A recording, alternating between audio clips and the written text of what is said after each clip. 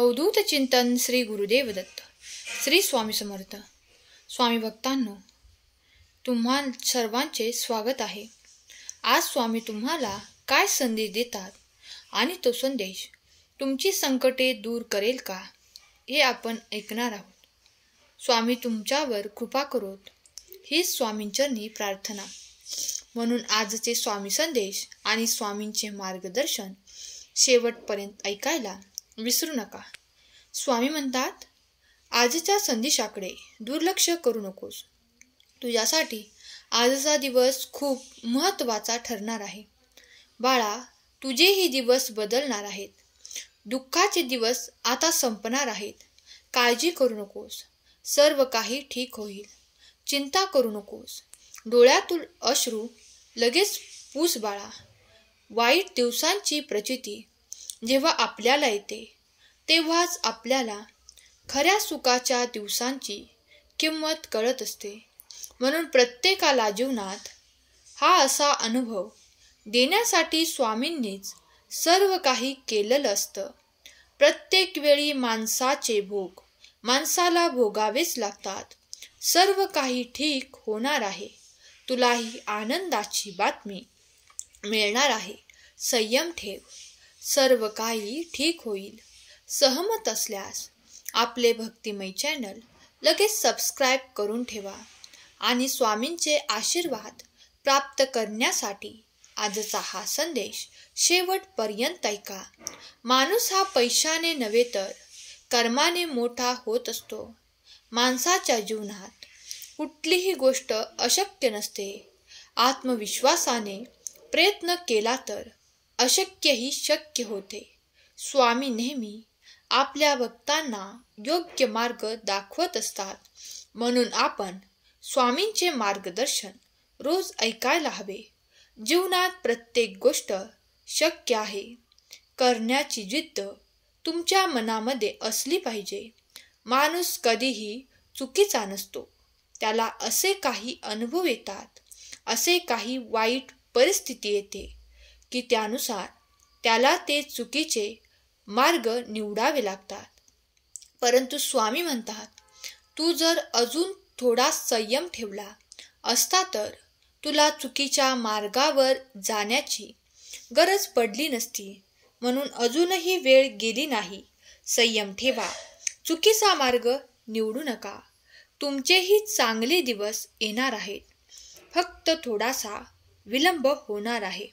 माणसाने कितीही वाईट दिवसांचा सामना केला तरीही चालेल, परंतु कधीही चुकीच्या दिवसांचा अवलंब करू नका. तुझेही दिवस बदलणार आहेत. तुझ्याही जीवनात चमत्कार होणार आहे. माझे आशीर्वाद सदैव तुझ्या पाठीशी आहेत. भिवू नकोस, मी तुझ्या आशीर्वादांसाठी थांबलो होतो. तुला सर्व आशीर्वाद पाठवत आहे. कोणत्याही क्षणी तुझ्या आयुष्यामध्ये चमत्कार होऊन तुझे दिवस बदलणार आहेत. बाळा, आजपर्यंत तुझी परीक्षा मी घेतली आहे. तू जी परीक्षा दिली आहेस तशी परीक्षा काही दिवस आणखी तुला द्यावी लागेल. परंतु तुझा संयम ढासळू देऊ नकोस. माणसं कधीच थांबत नाहीत, ते काही ना काही करत असतात. त्याचप्रकारे तू देखील एक माणूसच आहे. त्या ठिकाणी थांबू नकोस. स्वामींनी ज्या नवीन संधी दिल्या आहेत त्या संधींचा उपयोग करून घे. माणसाला असं वाटतं की आता सर्व दरवाजे बंद झाले आहेत, आता कुठेही जाण्याचा मार्ग शिल्लक नाही. परंतु मार्ग शोधला तर सापडतोच.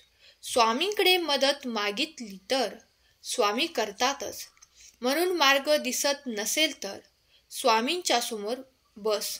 स्वामी तुला एक नव्हे तर अनेक मार्ग उपलब्ध करून देतील. थोडंसं शोधलं तर तुलाही नक्कीच मार्ग सापडेल. फक्त स्वामींना हीच अपेक्षा असते की तू प्रयत्न करावे. स्वामी तेव्हा खुश होतील जेव्हा तू स्वतःच्या विकासासाठी धडपड करशील. धडपड करणाऱ्या विद्यार्थ्याला यश हे नक्कीच येते. धडपड करणारा एखादा व्यक्ती असू द्या किंवा विद्यार्थी असू द्या, त्याला यश हे मिळतेच. कारण देव त्याची धडपड बघत असतो. देवाला प्रत्येकावर दया येतेच. परंतु कधीही वाईट परिस्थिती असली तरी माणूस धडपड करत नसेल, काहीही करण्याचा प्रयत्न करत नसेल, फक्त हातावर हात धरून बसलेला असेल, तर स्वामीही नाराज होतात. कारण जो स्वतःच्या एवढ्या सुंदर जीवनासाठी काहीच करू शकत नाही, त्या व्यक्तीला मदत करूनही ती व्यक्ती काहीच करणार नाही, हे देवाला माहीत असतं. म्हणून खरोखर तुम्हालाही देवाची मदत मिळवायची असेल तर धडपड करा, काहीतरी करण्याचा प्रयत्न करा. जीवनात फक्त बसून राहू नका. विचार करा, चालना मिळेल. चालना मिळाली की प्रयत्नांना सुरुवात करा. प्रयत्नांना यश मिळाले तर काहीतरी नवीन मोठे करण्याचे स्वप्न बघा. स्वप्न सत्यात उतरेल, हे स्वामींनी सांगितले आहे. फक्त स्वतः बघायचे आहे आणि काहीच करायचे नाही, असं अजिबात चालणार नाही. ज्या वेळेस माणूस स्वप्न बघतो, त्यावेळेस मनात एक निश्चय करायचा की मी हे मिळवणारच. जेव्हा सकारात्मक निश्चय तुम्ही करता, त्यावेळेस एक ऊर्जा तुमच्या सोबत नेहमी तुमची मदत करण्यासाठी असते.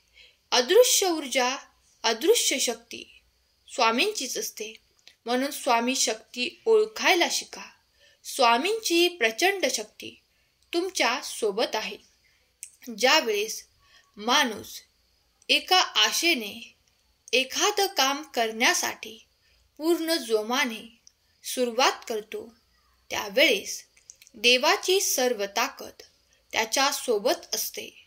परंतु जर काहीच नाही करायचं आणि फक्त स्वामींकडे मदत मागायची, स्वामी तुम्हाला मदत करणार नाहीत. स्वामींनी तुम्हाला अनेक संधी दिल्या होत्या, परंतु तुम्ही त्या सर्व संधी गमावून बसला आहात. आता स्वामींची मदत मिळवण्यासाठी तत्पर व्हा. काहीतरी करा.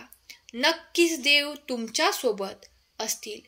जीवनात तोच माणूस श्रेष्ठ ठरत असतो, जो स्वतःचे दुःख कधीच कोणाला सांगत नसतो. तो फक्त स्वतःमध्ये काही ना काही करत असतो, धडपड करत असतो, धावपळ करत असतो. आपण फक्त त्याच्याकडे बघत असतो की तो काहीतरी करतोय, परंतु आपण कधीच हे जाणून घेण्याचा प्रयत्न करत नाही की तो नेमका काय करतोय, कशासाठी करतोय. आपण फक्त बघत असतो आणि जेव्हा तो काहीतरी मोठं करतो, त्यावेळेस आपण सर्व आश्चर्यचकित होतो. या धावपळीमागे एक अदृश्य शक्ती त्यांची मदत करत असते.